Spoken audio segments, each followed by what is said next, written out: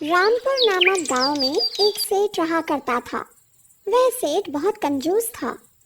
एक दिन सेठ के मित्र ने कहा, भाई, माघ का महीना है, चलो गंगा नहाने चला जाए। अरे नहीं नहीं भाई, मुझे नहीं जाना।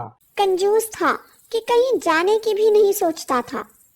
उसी रात उसकी पत्नी ने कहा, सुनिए, माघ का महीना है, चलिए गंगा नहाएं।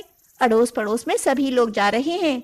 अरे सभी लोग एक ही बातें कर रहे हैं। अरे भाग्यवान, अगर गंगा नहाने गए तो वहाँ के पंडित पैसे मांगते हैं। अरे तो क्या हुआ, चलिए चलते हैं। पत्नी की जिद के आगे आखिर किसकी चल पाई है। आखिरकार उसे जाना ही पड़ा। गंगा पहुंचकर सेठ मन ही मन बोला, ओहो, यहाँ पे तो बहुत भीड़ है। चलो ऐसा जगह देखते हैं जहाँ पे भीड़ ना हो, वरना यहाँ के पंडित बहुत पैसा मांगते हैं। वह चलता गया, कोई घाट खाली न मिला। चलते चलते वह शमशान घाट जा पहुंचा। ये जगह सही है और यहाँ सन्नाटा भी है और यहाँ कोई पंडा भी नहीं आएगा। शमशान घाट में शिव जी का वास था। उन्होंने उसे देखा तो मन ही मन सोचा, अच्छा, तो ये इंसान कंजूसी के कारण यहाँ नहाने आया है। जरा इसकी कंजूसी की परीक्षा लेता हूँ। मैं भी तो देखूं ये कितना कंजूस है।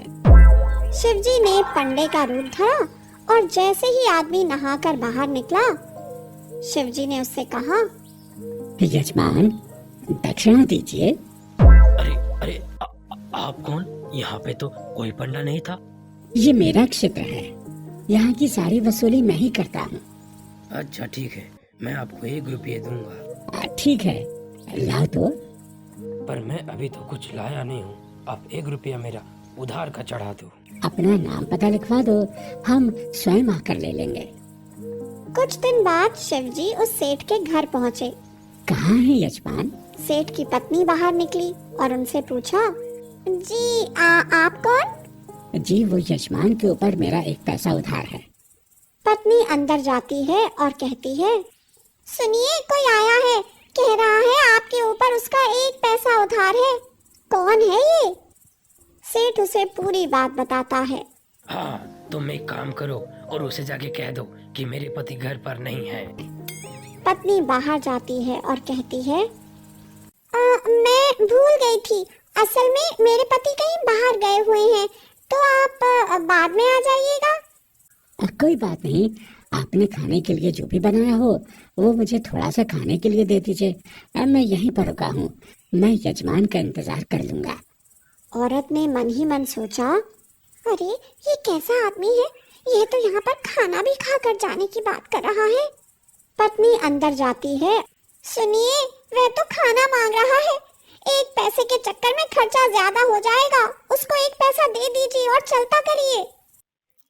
अरे तू एक काम कर, उसे जाके बोल दे कि मेरे पति बीमार है, तो बाद में आना।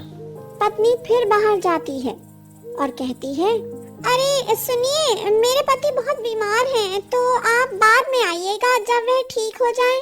अरे वो बीमार हैं, लाइए मैं उनका इलाज किया देता हूँ। मैं तो वैद्य भी हूँ, लाइए मैं उनको ठीक कर देता हूँ। सुनिए, वह कह रहा है कि वह वैद्य भी है, वह आपका इलाज कर देगा। अरे एक काम कर, तू उसे अभी भगा दे। अभी हमने उसका 1 पैसा दिया है नहीं, अगर इलाज करेगा तो पता नहीं और कितने पैसे मांगेगा। तू एक काम कर, उसे बोल दे कि मेरे पति मर गए। कैसे फालतू की बात कर रहे हैं, आप तो जिंदा हैं, तो उससे इस तरह का झूठ क्यों बोलना। अरे तुम ज्यादा मुंह मत चलाया करो, जितना कहा है उतना करो। मेरे पति मर गए हैं। क्या बात कह रही हैं? अगर वो मर गए हैं तो उनको ले जाने वाला कोई नहीं होगा। रुकिए, मैं अभी सारे गांव वालों को बुला लेता हूँ, हम सारे मिलकर उनको ले चलते हैं। शिवजी ने सारे लोगों को बुला लिया और उसको शमशान घाट ले जाने की तैयारी करने लगे। वहीं सेठ बार बार अपनी पत्नी को इशारे करके पूछ रहा था कि वह आदमी गया कि नहीं गया। जब उस आदमी को शमशान घाट ले जाने लगे, तभी पत्नी बोली, नहीं, ये मरे नहीं है, ये जिंदा है। हम समझ सकते हैं कि दिमाग काम नहीं करता है, तुम्हारे दिमाग पर आघात हुआ है, इसलिए तुम इस तरह की बातें कर रही हो। आप बोलते क्यों नहीं कि आप जिंदा हो? सभी को ऐसा लगता है, पर अब वो मर चुके हैं बहन। पत्नी बहुत रोकती है पर वह लोग नहीं मानते हैं और उसे ले जाते हैं। शमशान घाट पहुंचकर शिवजी बोले, यजमान, अब आग लगने वाली है, इसके आगे अब कुछ नहीं बचेगा। अगर आप उठना चाहें तो आप उठ सकते हैं। परंतु आदमी तो बहुत कंजूस था, वह तब भी ना उठा। पुरचार, मैं आज तक लोगों की भक्ति से प्रसन्न हुआ, परंतु तेरी मैं कंजूसी से आज बेहद प्रसन्न हुआ। बता, तुझे क्या वर चाहिए? तभी सेठ उठता है और कहता है, अगर आप कुछ देना चाहते हो तो वो मेरा एक पैसा उधार माफ कर दो, आपकी बड़ी कृपा होगी। बस उसी दिन से शिवजी का नाम भोले भंडारी पड़ गया।